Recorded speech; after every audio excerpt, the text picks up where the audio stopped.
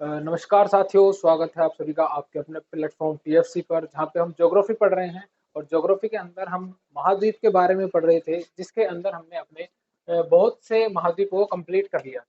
जैसे कि हमने अपना एशिया पढ़ लिया था, दूसरा अफ्रीका हमने अपना कंप्लीट कर लिया, ठीक है। तीसरा हमने अपना उत्तरी अमेरिका भी लास्ट लेक्चर में कंप्लीट कर लिया था। अब जो हमारे महाद्वीप बचे हुए हैं वो है दक्षिण अमेरिका, यूरोप और आपका ऑस्ट्रेलिया, ठीक है। ये हमारे बचे हुए हैं। और हमारे जो महासागर हैं वो बचे हुए हैं, जैसे कि प्रशांत महासागर है, ये बचा हुआ है।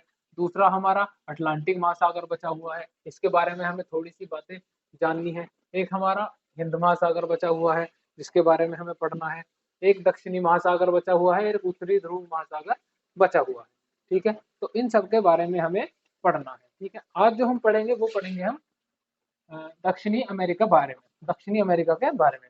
लास्ट लेक्चर में हमने दक्षिणी अमेरिका के बारे में कुछ जो उसकी स्थिति है उनको जान लिया था। जैसे दक्षिणी अमेरिका की ऊपर की तरफ जो है ये अटलांटिक महासागर यानी कि नॉर्थ में, साउथ में जो था वो अंटार्कटिक महासागर था, अंटार्कटिक महाद्वीप, ठीक है, ये साउथ साइड में था। ईस्ट में अगर आप देखेंगे, ईस्ट साइड में एक तो अटलांटिक महासागर है, या फिर बोल सकते हैं आप दक्षिण अटलांटिक महासागर, और उसके साथ साथ है अफ्रीका महाद्वीप, ठीक है। दक्षिण अटलांटिक से आगे है आपका अफ्रीका महाद्वीप, जो कि आप मैप में देख सकते हैं। ऐसे ही अगर बात करें पश्चिम की, हम बात कर रहे थे वेस्ट की। वेस्ट में हमारा क्या है? वेस्ट में है दक्षिण प्रशांत महासागर, ठीक है। कौन सा है? प्रशांत महासागर। या फिर हम कह सकते हैं कि हमारा ऑस्ट्रेलिया भी इसके दक्षिण में है। प्रशांत महासागर से आगे क्या आएगा? ऑस्ट्रेलिया आएगा, ऑस्ट्रेलिया, ठीक है। क्योंकि पृथ्वी हमने पढ़ी थी गोल है, ये हमने इसको एक चपटे स्वरूप में एक स्वरूप दे रखा है ताकि हम इसकी स्टडी कर सकें। ये हिस्सा और ये इधर भी है दक्षिण प्रशांत महासागर, ठीक है, ठीक है। तो इसके ये किसके उत्तर पश्चिम में होगा? ये होगा आपका दक्षिण अमेरिका के पश्चिम में, ठीक है। दक्षिण अमेरिका के पश्चिम में होगा आपका ऑस्ट्रेलिया भी, ठीक है। चलिए, तो हमने इसकी चारों तरफ की स्थिति जान ली थी। अगर इसको नोट करना चाहें तो नोट कर सकते हैं कि आज का जो हमारा टॉपिक है, सबसे पहले लिखेंगे हम, आज का हमारा टॉपिक है दक्षिण अमेरिका, ठीक है। इसके बारे में हमें पढ़ना है कि क्या क्या इसके बारे में महत्वपूर्ण है। पहली इसकी अगर दिशा की बात करें, तो इसकी दिशा है, जैसे कि इस बात को शायद लिखने की आवश्यकता ना भी हो, आप ऐसे ही ध्यान में रखना कि आपके पास अगर एटलस हो, मैंने कई बार बोला है जब भी आप पढ़ने बैठे तो एटलस जरूर रखें अपने साथ में। तो एटलस में इसी तरह से एक पेंसिल से लोकेट कर लें कि नॉर्थ डायरेक्शन में क्या है? अटलांटिक महासागर है, ठीक है। ईस्ट में क्या है? दक्षिण अटलांटिक महासागर है। और दक्षिण में क्या है? प्रशांत महासागर है। और साउथ में क्या है? अंटार्कटिक महाद्वीप है, ठीक है। अंटार्कटिक महाद्वीप, अंटार्कटिका महाद्वीप, ठीक है। ये आपका दक्षिण की तरफ पड़ता है, ठीक है। तो इनके बारे में हम जो है स्टडी कर रहे हैं कि कौन कौन सा महाद्वीप की स्थिति क्या है, ठीक है। इसका अगर हम देखना चाहें कौन सी रेखा इससे पास होती है, एक तो आपकी कर्क रेखा है, ये कौन सी है आपकी? इसको बोलते हैं भूमध्य रेखा। कर्क रेखा नहीं, भूमध्य रेखा, यानी कि 0 डिग्री लाइन है, 0 डिग्री इक्वेटर लाइन, यानी कि 0 डिग्री अक्षांश रेखा एक तो पास होती है इससे, ठीक है। दूसरी जो रेखा इससे पास होती है वो है 23.5 डिग्री साउथ की रेखा, ठीक है। इसको बोलते हैं हम मकर रेखा।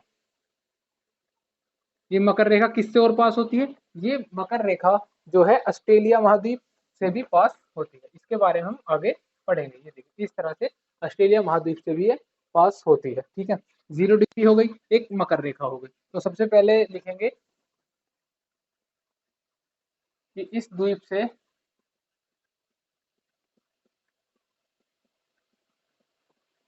दो रेखा द्वीप से, एक तो 0 डिग्री अक्षांश रेखा,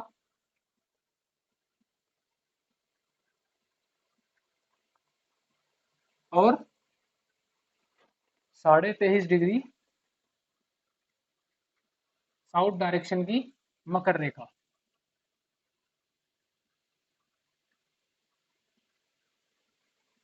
पास होती है या गुजरती है, ठीक है। तो कौन सी रेखा गुजरती है इससे? 23.5 डिग्री मकर रेखा, और 0 डिग्री आपकी दक्षिण रेखा से गुजरती है, ठीक है। अगर हम इसके विस्तार की बात करें कि अक्षांश विस्तार कहाँ से कहाँ तक है, तो देखिए यहाँ पे है आपका 15 डिग्री, और ये इस जगह से ये विस्तार है हमारा इसका, तो यहाँ पे लगभग 13 डिग्री होगा। 13 डिग्री से लेके ये यहाँ से टच करके एक लाइन जाएगी इसको, एक लाइन इसको यहाँ से इस जगह से टच करके जाएगी, तो यहाँ पे होगा लगभग 56 डिग्री, ठीक है, 56 डिग्री। तो इसका अगर हम अक्षांशीय विस्तार का बात करें कि इसकी अक्षांशीय विस्तार क्या है, इसके बारे में हम करेंगे इसका अक्षांशीय विस्तार।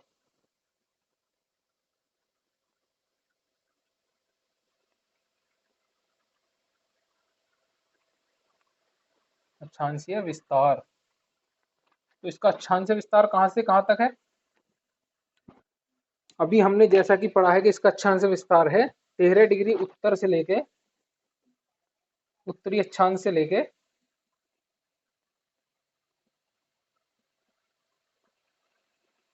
से 56.5 डिग्री, या 56 डिग्री लिख लीजिए, केवल 56 डिग्री से है आपका, से 56 डिग्री उत्तरी,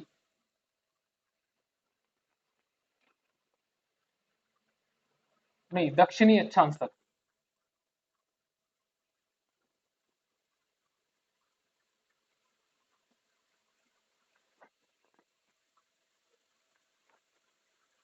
ठीक है, तो इसका जो अक्षांशीय विस्तार है वो कहाँ से कहाँ तक है इसको नोट कर लेंगे, ये महत्वपूर्ण है इसलिए ही नोट कराया है। ठीक है, बाकियों का विस्तार भी देखना चाहे तो हम एक बार देख लेंगे कि किसका विस्तार कहाँ से कहाँ तक है। सबका इस तरह से ही है, इसका 13 डिग्री से यहाँ तक लगा लेंगे, 75 से ऊपर होगा लगभग 80-85 के पास में आपका उत्तरी अमेरिका का विस्तार होगा। ठीक है, तो आज हम बात करें दक्षिण अमेरिका की, तो उसके बारे में ही बात करेंगे। इसके कुछ आगे चल के पर्वतों के बारे में भी बात करेंगे, जैसे ये एंडीज, ठीक है, एंडीज पर्वतमाला है। ठीक है, और इसके बारे में अन्य जितनी भी महत्वपूर्ण बातें, ये जो नदियां हैं इसकी, जैसे झींगू नदियां है, ठीक है, कोलंबिया बांग है इसका, ठीक है, अमेरिकानो नदी है, और नेग्रो है, ठीक है, अमेजन नदी है इसके अंदर ही। ठीक है, इन सब के बारे में बात करेंगे इस आने वाली क्लास में। ठीक है, तो हमने क्या क्या लिखा इसका, एक तो इसके द्वीप से 0 डिग्री अक्षांश रेखा, 23.5 डिग्री मकर रेखा दोनों पास होती है। ठीक है, कौन कौन सी, दोनों, दोनों पास होती हैं। ठीक है, इसमें दोनों लिखेंगे, दोनों पास होती है, 0 डिग्री अक्षांश रेखा और 23.5 डिग्री साउथ की मकर रेखा, ये दोनों किससे पास होती है, हमारी दक्षिण अमेरिका से पास होती है। इसके अलावा कोई भी ऐसी महत्वपूर्ण रेखा है नहीं जिनके बारे में पढ़ते हैं, इन 3 रेखाओं के बारे में हम महत्वपूर्ण ज्यादा पढ़ते हैं। ठीक है, इसके बाद जो है हमने लिखा है कि 13 डिग्री उत्तरी अक्षांश से 56 डिग्री दक्षिणी अक्षांश तक, यानी कि 13 डिग्री यहाँ से, यहाँ है इसका 13 डिग्री यहाँ से और यहाँ तक इसका विस्तार है, इसका दक्षिण अमेरिका का। ठीक है, इतनी बात क्लियर है। अब इसके बारे में एक बात लिखेंगे, दोनों गोलार्ध में स्थित है। ठीक है, कौन कौन से गोलार्ध में, एक तो उत्तरी गोलार्ध में, भाई देखो 0 डिग्री है। अब कौन कौन से ऐसे द्वीप है जो तो दोनों गोलार्ध में है, एक तो आपका दक्षिण अमेरिका हो गया, ये उत्तरी गोलार्ध में भी है, क्योंकि ये जो लाइन है हमने जब अपनी लास्ट क्लास पढ़ी थी जिसके अंदर हमने पृथ्वी को स्टार्ट किया था, उसमें हमने पृथ्वी को 2 भागों में डिवाइड किया था। इस तरह से देखो, ये हमारी पृथ्वी थी, इसको हमने इस तरह से ये सेंटर मान के 0 डिग्री अक्षांश रेखा से, अक्षांश रेखा से 2 भाग में डिवाइड किया था। ये कौन सा था हमारा, नॉर्थ हेमिस्फीयर NH, ये था हमारा SH यानी कि साउदर्न हेमिस्फीयर। तो इन दो में हमने इसको बांटा था, तो इसी के अंदर ये हमारे दो अलग अलग हो गए, तो ये दोनों पार्ट में बिलोंग करती है। ठीक है, ये हमारी 0 डिग्री है इधर, हमारी 0 डिग्री कहाँ पे है, हमारी 0 डिग्री है ये इधर, ये इधर हमारी ये 0 डिग्री हो गई, तो 0 डिग्री के ऊपर भी इसका विस्तार है और 0 डिग्री के नीचे भी। तो ये कौन से, ये नॉर्थ हेमिस्फीयर है और ये साउथर्न हेमिस्फीयर है। ठीक है, SH बोलते हैं इसको, SH यानी कि साउथर्न हेमिस्फीयर, NH यानी कि नॉर्थर्न हेमिस्फीयर। अब ऐसे ही आपका अफ्रीका भी है, भाई ये 0 डिग्री है, ये 0 डिग्री इसको भी पास कर रही है, तो 0 डिग्री आपका NH में भी है और SH यानी कि साउथर्न हेमिस्फीयर भी है। भाई साउथ अफ्रीका से तो तीनों पास हो रही है, ये आपकी 23.5 डिग्री कर्क रेखा है, ये भी इससे पास हो रही है। ठीक है, और इससे अगली बात जो है आपका जो एशिया है, ये भी दोनों गोलार्ध में स्थित है, ये आपका नॉर्थर्न हेमिस्फीयर हो गया। और ये छोटे छोटे देश जो आपको दिख रहे हैं, ये सब देश जो है, ये सब भी आपकी एशिया के ही हिस्सा है, तो ये नॉर्थर्न हेमिस्फीयर में भी थोड़ा सा पार्ट इसका सॉरी साउथर्न हेमिस्फीयर में भी एशिया का थोड़ा सा पार्ट रहता है। ठीक है, तो इतनी बात क्लियर है। तो इसको लिख लेंगे, और जगह जो इतनी भी हमारी ये बातें लिखी हुई हैं उनमें भी नोट कर लेंगे जोन जोन सी हमारे जो महाद्वीप है वो दोनों गोलार्ध में स्थित हैं उनके बारे में भी लिख लेंगे। इसी तरह से लिख लेंगे कि दक्षिण अमेरिका, जैसे हम लिखेंगे कि जो दक्षिण अमेरिका है, दक्षिणी अमेरिका या यह द्वीप जो है दोनों गोलार्ध में स्थित है, दोनों हेमिस्फेयर में स्थित है। ऐसे ही आप और को लिख लेंगे, जहां पे दक्षिण अमेरिका लिखा हुआ है वहां पे एक बार लिख देंगे अफ्रीका और एक बार लिख देंगे एशिया। ठीक है, जो उत्तरी अमेरिका है और जो ऑस्ट्रेलिया है ये दोनों जो है दोनों गोलार्ध में नहीं आते। उत्तरी अमेरिका कौन से गोलार्ध में है? उत्तरी गोलार्ध में। और आपका जो ऑस्ट्रेलिया है ये आपका साउथर्न हेमिस्फेयर के अंदर आता है, क्योंकि इससे ये आपकी मकर रेखा पास होती है, 0 डिग्री पास नहीं होती ऑस्ट्रेलिया से। ठीक है, इतनी बात क्लियर है इसके बारे में। ठीक है, तो पूरा देखिए मैप के अंदर इस तरह से आप लोकेट करके पढ़ेंगे ना जब, तो आपको बड़ी अच्छी से समझ में आएगा कि क्या क्या चीजें हैं, कहाँ कहाँ पे स्थित है। आपको लाइन भी याद रहेगी भाई, 0 डिग्री है, 0 डिग्री से ऊपर आपका उत्तरी गोलार्ध हो गया और 0 डिग्री से नीचे क्या हो गया? दक्षिणी गोलार्ध हो गया। ठीक है, तो कौन सा देश दक्षिण में है, कौन सा उत्तर में है, तब आप स्थिति का पता लगा पाएंगे किस देश की किस तरह की स्थिति है या कहाँ पे देश होना चाहिए। एक समय आपका प्रैक्टिस करते करते ऐसा आ जाएगा, अगर आप ज्यादा अध्ययन करेंगे इसके बारे में, मैप्स को ज्यादा लगाएंगे, तो आपके माइंड में एक ऐसी पिक्चर बन जाएगी कि आप बिना देखे पूरा मैप जो है आप ड्रॉ कर सकते हैं अपने किसी भी सिंगल पेपर शीट पे। ठीक है, या कहीं पे भी आप जब चाहे मैप को पूरा ड्रॉ कर सकते हैं कि ये ऐसी 0 डिग्री आ रही है, 0 डिग्री के से कौन कौन से महाद्वीप क्रॉस होने चाहिए, फिर आपका आएगा 23.5 डिग्री से कौन से होने चाहिए कौन से नहीं होने चाहिए, वो सब आप लोकेट करना बड़ी आसानी से सीख जाएंगे। और आपके अगर एक बार माइंड में मैप छप गया तो फिर तो आप समझ लीजिए कि आप प्रख्यात हो गए इसके, फिर आपको रिवीजन की आवश्यकता नहीं है, फिर आप माइंड में रिवीजन करेंगे। ठीक है, आपको नोट्स खोलने की आवश्यकता नहीं पड़ेगी, आप ऐसे आंख बंद करेंगे और माइंड में रिवीजन करेंगे कि इस जगह हमारा ये उत्तरी अमेरिका है, ये दक्षिणी अमेरिका है, ये लाइन इनसे पास हो रही है, फिर इनसे आगे इनकी अफ्रीका की स्थिति है, फिर इससे आगे जो है हमारा एशिया है, ऊपर इधर यूरोप है एशिया से इधर, फिर नीचे हमारा ऑस्ट्रेलिया है, ये इस तरह की लाइनें इनसे पास हो रही है, ये इनके महासागर हैं कि हिंद महासागर इधर है, पैसिफिक महासागर दोनों साइड है। तो इस तरह से आप फिर अपने माइंड के अंदर ही इनको पढ़ना स्टार्ट कर देंगे। ठीक है, तो लोकेट जरूर कीजिए, एक एटलस चाहे पुराना ले लीजिए चाहे नया ले लीजिए, पर एटलस के अंदर आप लोकेट करना जरूर सीखें, बड़ी अच्छी चीज है, इसे आप बड़ी आसानी से कर सकते हैं। ठीक है, चलिए इसके बारे में और जो महत्वपूर्ण चीजें हैं जो हमें जानकारी होनी चाहिए वो लिख लेते हैं। ठीक है, एक ये होगा कि दक्षिण अमेरिका दोनों हेमिस्फेयर में है, अधिकांश कौन से भाग में है भाई, ये इसका 0 डिग्री है, तो अधिकांश कहाँ दिख रहा है आपको? ये रहा, ये अधिकांश भाग है इसका, ये अधिकांश भाग कौन से हेमिस्फेयर में है? ये हमारा कौन सा? साउथर्न हेमिस्फेयर, तो अधिकांश भाग इसका साउथर्न हेमिस्फेयर में, थोड़ा सा ही पार्ट इसका नॉर्थर्न हेमिस्फेयर के अंदर पड़ता है, यानी कि उत्तरी गोलार्ध के अंदर थोड़ा ही पार्ट है, ये दक्षिणी गोलार्ध के अंदर ज्यादा स्थित है।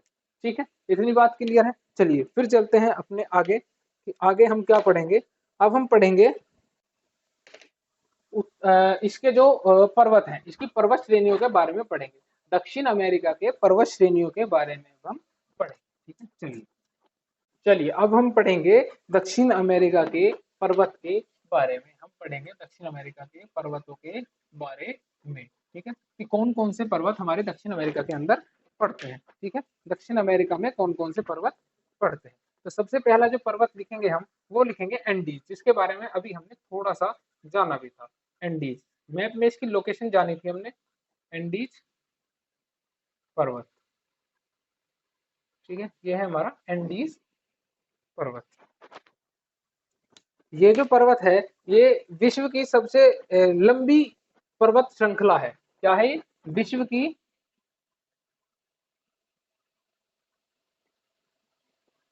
सबसे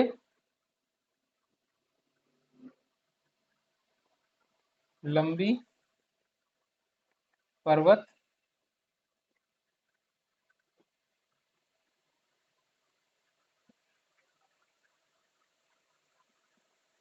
श्रृंखला है। कितनी है? 7200 किलोमीटर लगभग, अप्रोक्सीमेटली, अप्रोक्सीमेटली कितनी है? 7200 किलोमीटर की है एंडीज। इसकी एक बार लोकेशन देखो, ये है इसकी एंडीज की लोकेशन, ये है हमारी एंडीज पर्वत श्रेणी। ये कौन सी है? ये जो ब्लैक से लोकेटेड है, ये है हमारी एंडीज पर्वत श्रेणी। इसकी कितनी है? 7200 किलोमीटर की लंबाई है इसकी लगभग। ठीक है, 7200 किलोमीटर अप्रोक्सीमेटली। किलोमीटर याद रखने की जरूरत नहीं है, बस ये रखें विश्व की सबसे लंबी पर्वत श्रृंखला कौन सी है। आपसे कई बार एग्जामिनर केवल यही पूछेगा कि नाम बताइए कि विश्व की सबसे लंबी पर्वत श्रृंखला कौन सी है। तो कौन सी है विश्व की सबसे? दक्षिण अमेरिका की एंडीज पर्वत श्रृंखला। ठीक है, उसके बाद दक्षिण अमेरिका महाद्वीप के पश्चिम भाग पर है। कहां पे है ये? दक्षिण अमेरिका के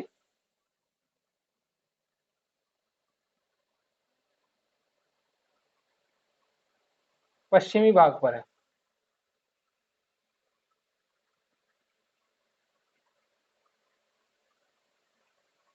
देखिए, जैसे ये हमारा मान लो सेंटर, मान लो इसे, इस जगह ये हमारे जो देश है इसका सेंटर है, तो ये इसका क्या हो गया? नॉर्थ।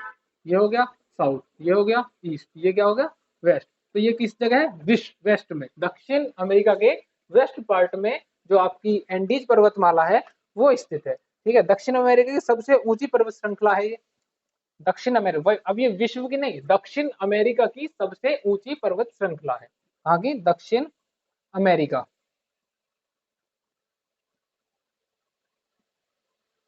की सबसे ऊंची पर्वत श्रृंखला।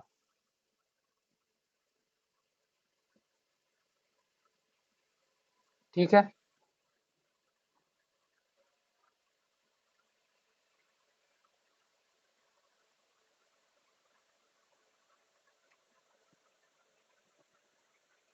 ठीक है।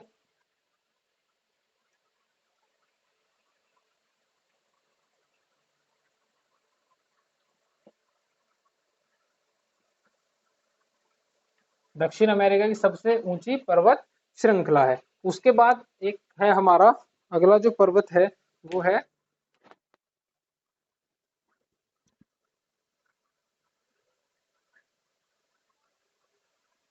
ओजोस, जो कि कहाँ पे है? यह एक तरह का ज्वालामुखी पर्वत है। कैसा पर्वत है? यह एक प्रकार का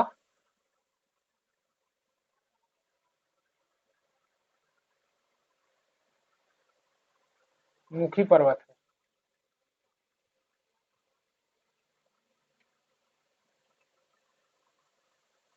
ठीक है, कैसा पर्वत है? ओजोस एक प्रकार का ज्वालामुखी पर्वत है। एक है आपका कोटो पैकिस।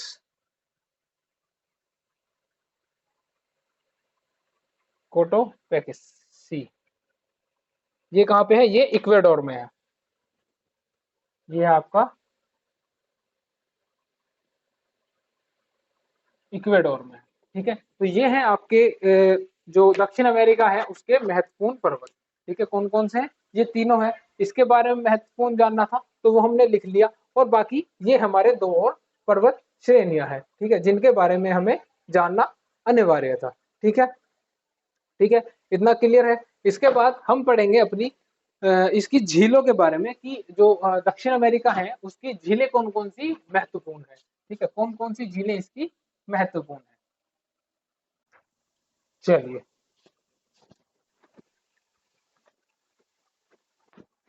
अब हम पढ़ेंगे अपनी झीलों के बारे में। दक्षिण अमेरिका की महत्वपूर्ण झीलें। ये है दक्षिण अमेरिका की महत्वपूर्ण झीलें। तो कौन कौन सी महत्वपूर्ण झीलें हैं? ठीक है, एक तो है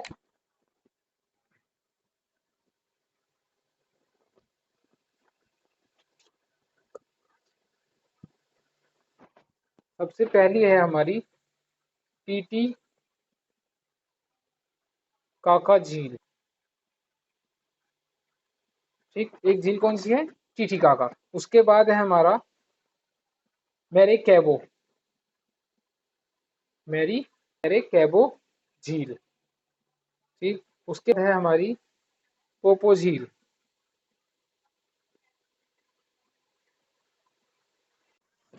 ठीक है, ठीक है, तो ये थी हमारी झीलें, किसकी? दक्षिण अमेरिका की झीलें। अब हम पढ़ेंगे दक्षिण अमेरिका के जो जल संधियां हैं। ठीक है, दक्षिण अमेरिका की जल संधियों के बारे में हम दक्षिण अमेरिका की जल संधियों के बारे में, इसकी दक्षिण अमेरिका की जल संधि।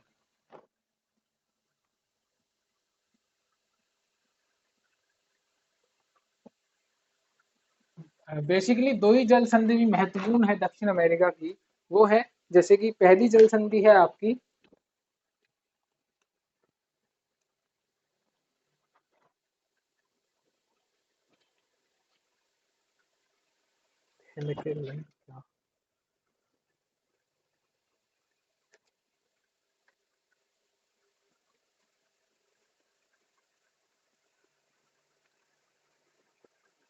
पहली जल संधि है मैगलन जल संधि।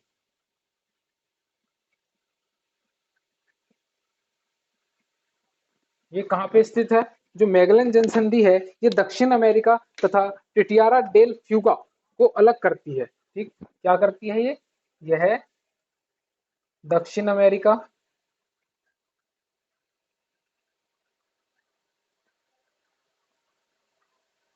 और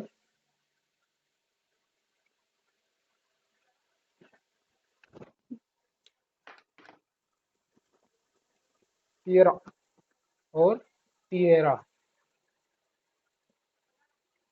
डेल फ्यूगो को अलग करती है, अलग करती। ठीक है, दूसरा यह जो है दक्षिण सागर तथा अटलांटिक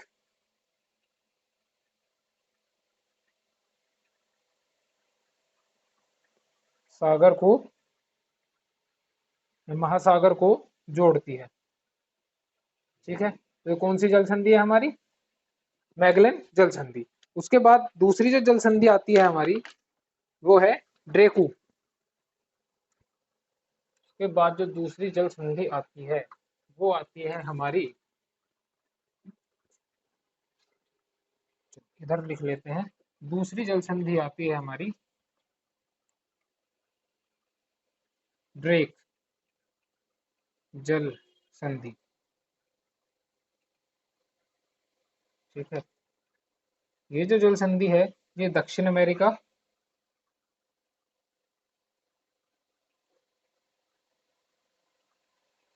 तथा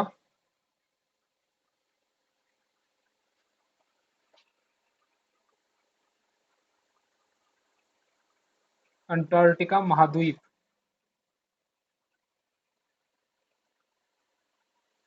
को अलग करती है।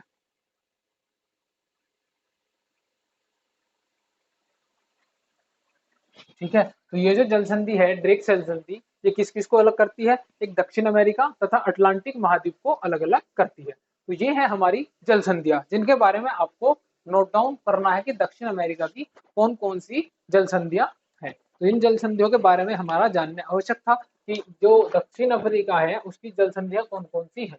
तो ये है हमारी इन दोनों की जल संधियां, पहली ये है और दूसरी इस जगह लिखी हुई है क्योंकि वहां पे प्रॉपर स्पेस नहीं था। ठीक है, तो इनको आप नोट कर लें, इन जल संधियों को नोट कर लें। इसके बाद हम पढ़ेंगे दक्षिण अमेरिका के मरुस्थल के बारे में कि दक्षिण अमेरिका अंदर कौन कौन से मरुस्थल आते हैं। देखिए आज की जो क्लास है या जो अब लास्ट की वर्ल्ड ज्योग्राफी क्लास चल रही है, इनमें समझने वाला कुछ नहीं है, बस आपको रटने वाला है कि आपको इनको रटना ही है, इनके देश के नाम रटने हैं। ठीक है, इनकी करेंसी क्या है वो रटनी है। इन चीजों को आप सब चीज देखो क्लास में नहीं पढ़ाई जा सकती, इनको आपको अपने आप से गूगल से या फिर कहीं से भी आपको अरेंज करके पढ़ना होगा कि अलग अलग देशों की करेंसी मिले आपको और अलग अलग देश कौन से महाद्वीप से बिलोंग करते हैं वो सब आपको थोड़ा बहुत ध्यान में होना चाहिए। ठीक है, उसको नेट से निकाल सकते हैं, गूगल से बोलो कि सारा डेटा हमें निकाल के दे, तो पूरा डेटा आपको प्रोवाइड कराएगा। अब मैं एक एक देश एक एक डेटा लिखाऊं वो पॉसिबल नहीं है इन छोटी छोटी क्लासेस में। ठीक है, उसके लिए बहुत लंबा समय लग जाएगा, ज्योग्राफी खत्म होने में ही कई महीने लग जाएंगे। ठीक है, अभी आपकी इंडियन ज्योग्राफी पूरी बची हुई है। अब उसके अंदर ये थोड़ी है कि हम इंडियन ज्योग्राफी पढ़ा रहे हैं तो मैं आपको पहले स्टेट्स पढ़ाऊंगा कि स्टेट्स के नाम लिखो पहले भाई, ये स्टेट्स हैं। ठीक है, जो महत्वपूर्ण देश थे जैसे जिनसे कर्क रेखा कुछ पास हो रही है या फिर कोई मकर रेखा पास हो, फिर कोई ऐसी महत्वपूर्ण बात है जो हमारे एग्जाम के पॉइंट ऑफ व्यू से इम्पोर्टेंट है, तो उन देशों की हम चर्चा है क्लास के अंदर ही, हमने पहली क्लासेस में भी की हुई है, आपने दी होंगी। ठीक है, तो ऐसा नहीं है कि एक एक देश को पढ़ाया जाएगा, इतने सारे देश होंगे इसके अंदर कि हम पढ़ते पढ़ते हमारा जो है ज्योग्राफी का देश को पढ़ते पढ़ते ही 5 से 6 क्लासेस लग जाएंगी कि हमारे अभी देश ही खत्म नहीं हो रहे। ठीक है, तो ना ही हम स्टेट्स को पढ़ेंगे ऐसे ही, जैसे भारत है तो उसके एक स्टेट वो आपको याद होने चाहिए। ठीक है, कि सबसे ऊपर कौन सा है, या टोटल स्टेट्स कितने हैं, या कौन कौन से स्टेट्स चेंज हुए। ठीक है, सबसे महत्वपूर्ण स्टेट्स को याद रखना है जो हाल ही में जिनके अंदर कुछ बदलाव हुए हैं, उन स्टेट्स के अंदर से जो क्वेश्चन आने की पॉसिबिलिटी है वो बढ़ जाती है, कि इन जो ये जो स्टेट्स हैं इसके अंदर से जो क्वेश्चंस हैं आने की ज्यादा पॉसिबिलिटी है, जिनके अंदर कुछ चेंजेस हुए हैं या फिर जो स्टेट्स अभी करंट में रहे। जैसे भी आपका हाल ही में चुनाव हुए थे जिसके अंदर अयोध्या का मुद्दा काफी रहा, क्योंकि वहां से जब बीजेपी है वो चुनाव हार गई है। ठीक है, अयोध्या से मेनली, तो उसका झटका सबसे ज्यादा लगा है, क्योंकि वहां पे ही ज्यादा डेवलपमेंट के बारे में सोचा था, वहां पे ही राम मंदिर का निर्माण कराया गया था, रामलला की मूर्ति की स्थापना की गई थी, जो कि जगह इतने सालों से अतिक्रमण की गई थी या किसी विवादों में फंसी हुई थी, तो जहाँ की भूमि निकाली वहीं लोगों ने जो है वो बीजेपी का सपोर्ट नहीं किया। ठीक है, उन्होंने किसी और को वोट देना सही समझा। ठीक है, जिनका राज पहले रह चुका था और वो कुछ नहीं कर पाए थे उस विषय के बारे में, लेकिन बीजेपी ने करके दिखाया कि हाँ, कि उसके अंदर कोई दंगा फसाद नहीं होगा, कुछ ऐसी चर्चाएं नहीं होंगी या कोई ऐसे असामाजिक तत्व नहीं होंगे कि किसी को सामाजिक रूप से अहित पहुंचे। ठीक है, लेकिन फिर भी वहां से जैसे बीजेपी है वो इलेक्शन हार गई। तो ऐसी ऐसी बातों को आपको ध्यान में रखना है कि ये चर्चा भी अयोध्या वाला उठा था। अयोध्या का पुराना नाम क्या था, ठीक है, कब इसका मुद्दा स्टार्ट हुआ था, किस डेट में था, किस डेट में मंदिर की स्थापना हुई, दूसरा कब किसने मूर्ति का निर्माण किया, जैसे अरुण योगी राज का नाम बताया जाता है कि उन्होंने मूर्ति का निर्माण किया था। ठीक है, तो ऐसे ही उसका ध्यान में रखना है कि मूर्ति का वजन कितना था या है, ठीक है ना, या कितने एरिया में जो राम मंदिर का निर्माण कराया गया है, और जो उसके स्थान पर जो भूमि मुस्लिम पक्ष को दी गई है मस्जिद बनाने के लिए वो कितनी है। ठीक है, तो इन सब बातों का आपको ध्यान में रखना है कि कौन कौन सी इस तरह की सामाजिक बातें हैं जो आपके एग्जाम में पूछी जा सकती हैं। तो इन सब बातों को ध्यान में रखे चले। ये मेनली एग्जाम, ये छोटे एग्जाम में पूछी जा सकती है, जैसे आपका यूपी पुलिस कांस्टेबल का है, उसमें पूछ सकते हैं कि अयोध्या के अंदर राम मंदिर का जो निर्माण हुआ उसकी जो मूर्ति बनाई या मूर्तिकार थे उनका नाम क्या है, तो योगीराज नाम है, आदित्य अरुण योगीराज। ठीक है, तो वो आपको ध्यान में रखना है। ठीक है, ऐसे करंट वाले मुद्दे उठाने हैं। चलिए अब हम अपने वापस टॉपिक पे आ जाते हैं। अब हमको पढ़नी है दक्षिण अमेरिका की नदियां। हम पढ़ेंगे दक्षिण अमेरिका की नदियां, कौन कौन सी नदियां हमारे दक्षिण अमेरिका के अंदर पड़ती है। ठीक है, कौन सी फेमस नदियां हैं जिनके बारे में हमें कुछ जानकारी भी होनी चाहिए। ठीक है, दक्षिण अमेरिका की नदियां। ठीक है, नदियां किसकी हैं, दक्षिण अमेरिका की नदियां। तो कौन कौन सी नदी हैं जो हमारे दक्षिण अमेरिका के अंदर पड़ती है। सबसे पहली जो नदी है वो है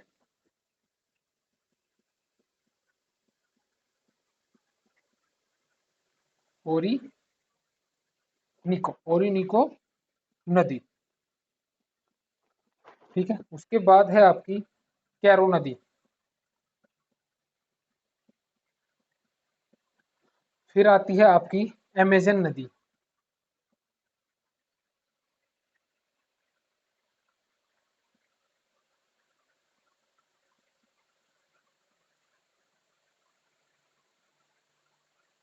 अमेजन नदी, इस नदी को जो है पृथ्वी का फेफड़ा भी कहा जाता है। कौन सी नदी है, यह है अमेजन नदी। इसको क्या बोला जाता है, पृथ्वी का फेफड़ा। पृथ्वी का फेफड़ा कहा जाता है कौन सी नदी को, अमेजन नदी को। ठीक है, ये सबसे बड़ी नदी भी है। ठीक है, विश्व की दूसरी सबसे लंबी नदी और विश्व की सबसे बड़ी नदी में अगर पूछे, लंबी में पूछे तो नील है, लेकिन बड़ी नदी में पूछे तो अमेजन नदी है। ठीक है, तो विश्व की और दूसरी लंबी नदी में अमेजन ही है। विश्व की सेकंड सबसे लंबी नदी है ये, विश्व की दूसरी सबसे लंबी नदी है। कौन सी, अमेजन नदी। ठीक, और जो है इसके बारे में एक बात और नोट करेंगे, यह एंडीज पर्वतमाला से निकलती है। कहां से निकलती है? एंडीज, एंडीज पर्वतमाला से निकलकर, एंडीज पर्वतमाला से निकलकर अटलांटिक महासागर में जाके गिरती है। कहाँ गिरती है? अटलांटिक,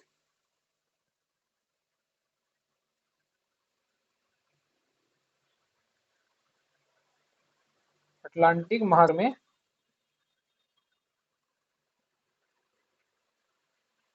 जाकर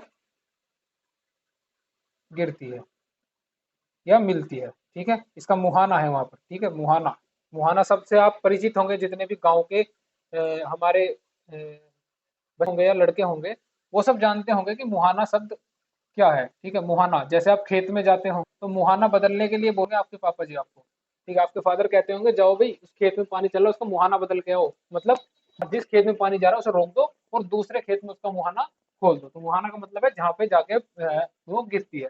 ठीक है, तो आपकी अमेजन नदी जो है वो आपकी इधर है, ये है आपकी अमेजन नदी। अमेजन नदी है आपकी इधर, ये रही, ये अमेजन नदी, ये इसका उद्गम स्थल है ऐसे, अमेजन का। और ये ऐसे ऐसे ऐसे करके जाती है, ऐसे ऐसे ये यहाँ अटलांटिक महासागर में जाके गिरती है। ठीक है, ये कौन सी है? अमेजन। ठीक है, अमेजन नदी है ये आपकी। ठीक है, दक्षिण अफ्रीका की अमेजन नदी। ठीक है, जिसके बारे में इतनी बातें इंपॉर्टेंट थी हमने लिख ली। ठीक, फिर हमारी नदी आती है अमेजन के बाद, चौथी नदी है सैन फ्रांसिस्को नदी।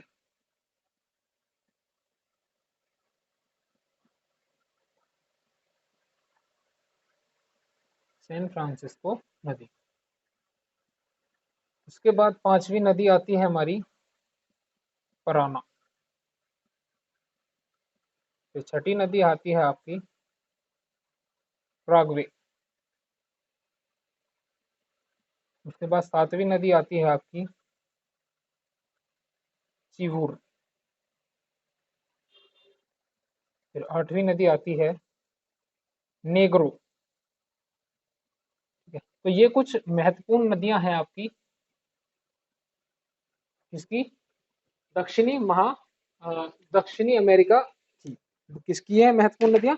दक्षिणी अमेरिका की। ठीक है, तो ये आपकी कुछ महत्वपूर्ण नदियां हैं। अमेजन के बारे में जानना था आपको, इसको पृथ्वी का फेफड़ा कहा जाता है। ठीक है, पूछा जाए कि पृथ्वी का फेफड़ा कौन सी नदी को कहा जाता है, तो वो कौन सी नदी होगी? आपकी अमेजन नदी होगी। ठीक है, अमेजन नदी को फेफड़ा ये थी हमारी अमेरिका की नदी। तो हमारा एक टॉपिक बीच में छूट गया, हमने बात की थी कि पहले हम पढ़ेंगे मरुस्थल के बारे में।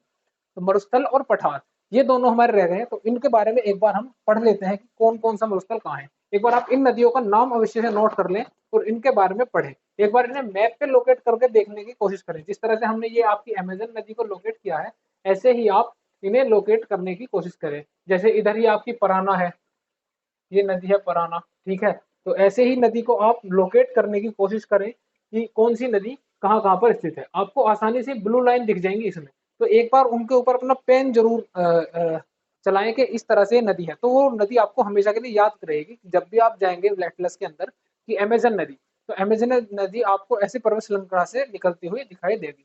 कौन सी पर्वत से? एंडीज पर्वत माला से निकलकर कहाँ मिलती है? अटलांटिक महासागर में मिलती है।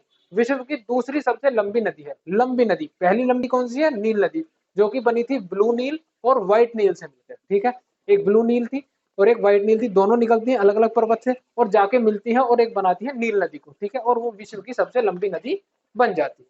ठीक, तो अब पढ़ेंगे हम दक्षिण अमेरिका के मरुस्थल और पठार के बारे में।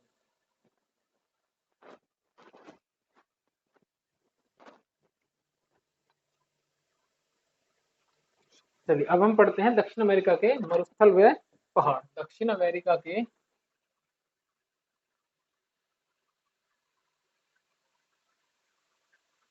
स्थल व पठार। ठीक है, किस किस के? दक्षिण अमेरिका के मरुस्थल व पठार। मरुस्थल यानी कि डेजर्ट एरिया। ठीक है, सबसे पहला जो डेजर्ट हम लिखेंगे वो लिखेंगे अयाकामा मरुस्थल। ठीक है, अयाकामा मरुस्थल। दूसरा लिखेंगे हम पेरू। ठीक है। उसके बाद तीसरा हम लिखेंगे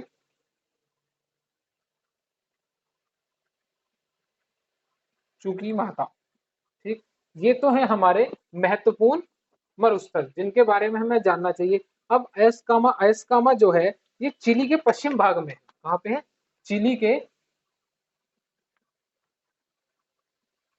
पश्चिम भाग में।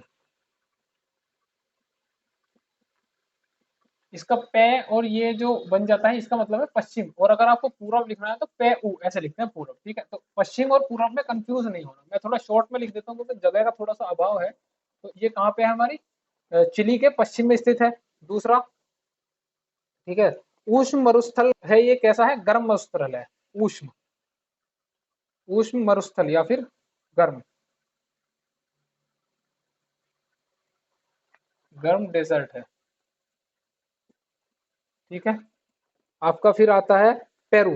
पेरू है चांदी और सोना, शीशा मिलता है इससे। ठीक है, और आपका एस्कामा से कौन कौन से मिलते हैं? पहले एस्कामा से लिख लेते हैं। एस्कामा खनिज तत्व मिलते हैं, खनिज वो मिलते हैं तांबा, सल्फर, नाइट्रेट और तांबा, सल्फर, नाइट्रेट। जो हमें खनिज तत्व आपसे मिलते हैं अयस्कांवर से। पेरू से खनिज तत्व हैं, जो खनिज तत्व हैं वो है चांदी और शीशा। ये आपके मिलते हैं पेरू से। पेरू के लिए इतना ही महत्वपूर्ण है। और आपका जो ये लास्ट है इससे इसमें पाया जाता है तांबा। ठीक है, तांबा पाया जाता। ठीक है, तो ये हो गए हमारे मरुस्थल। अब हम पढ़ेंगे थोड़ा सा पठार के बारे में कि दक्षिण अमेरिका के पठार कौन से। एक बार आप इनको नोट कर लीजिए, ये हमारे मरुस्थल हैं दक्षिण अमेरिका के। ठीक है, दक्षिण अमेरिका के डेजर्ट जो हैं वो ये तीन है। इनके बारे में ये तीन कुछ बातें महत्वपूर्ण है। ये है हमारी कुछ महत्वपूर्ण बातें। ठीक है,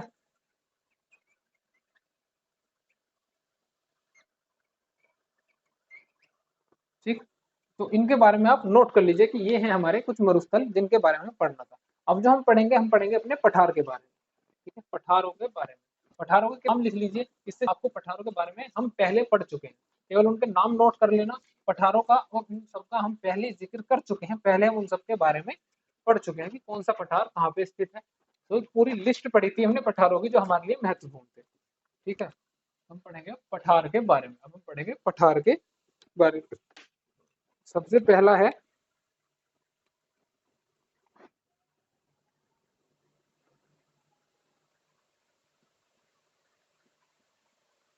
बोलीविया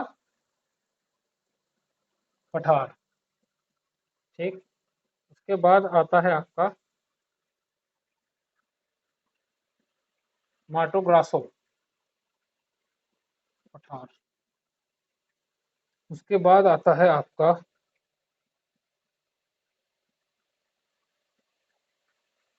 बिलियन पठार।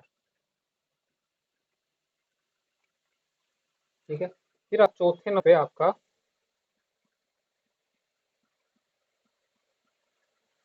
पेंटागना पठार का पठार। तो ये चार नाम आप नोट कर लीजिए, ये दक्षिण अमेरिका के पठार।